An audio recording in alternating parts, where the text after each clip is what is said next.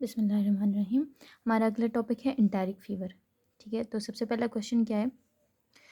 10-year-old child presented with history of high to low grade fever since last week. There are also complaints of abdominal pain and vomiting on and off.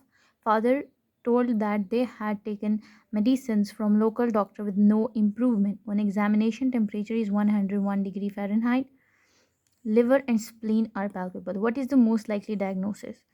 तो low grade fever है, ठीक है, last week से होता जा रहा है, ठीक नहीं हो रहा, ठीक है। एब्डोमिनल पेन की कंप्लेन है, वॉमिटिंग है जो कि ऑन एंड ऑफ है, ठीक है। फादर ने बताया कि उन्होंने डॉक्टर से ली थी दवाई, लेकिन कोई भी इम्प्रूवमेंट बच्चे ने शो नहीं की। और जो टेम्परेचर है 101 डिग्री फ़ारेनहाइट है। लिवर और स्प्लीन भी पैल्पेबल हैं।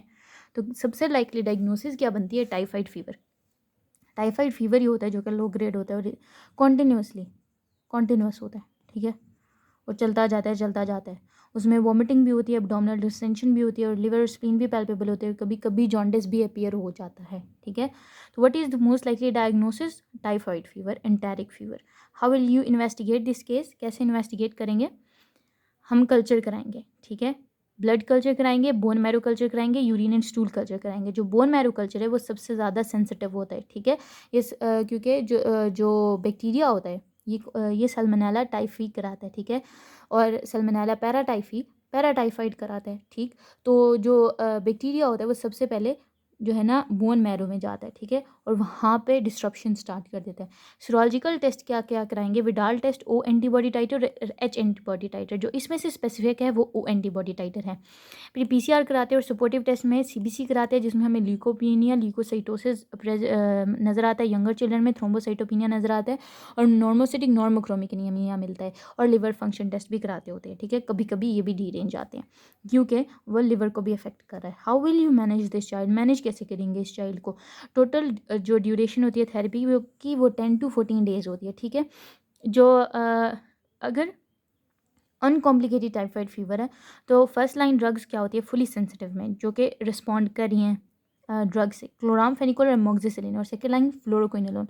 अगर वो मल्टी ड्रग रेजिस्टेंट है तो हम फ्लोरोक्विनोलोन या सेफिक्जीम देते हैं, और सेकेंड लाइन में एजिथ्रो और सेफिक्जीम देते हैं अगर हमारे पास ये अवेलेबल ना हो। क्विनोलोन रेजिस्टेंट है तो एजिथ्रो या सेफ्ट्राक्सोन या फिर सेफिक्जीम दे सकते हैं। सपोर्टिव ट्रीटमेंट क्या होता है कि हम कॉर्टिकोस्टीरॉइड्स देते हैं, ठीक है, ब्लड ट्रांसफ्यूजन करते हैं, एडिक्वेट न्यूट्रिशन देते हैं, हाइड्रेशन प्रोवाइड करते हैं और इलेक्ट्रोलाइट बैलेंस करवाते हैं, ठीक है, इलेक्ट्रोलाइट बैलेंस करते हैं, ठीक है। कॉम्प्लिकेशंस क्या है एंटेरिक फीवर की?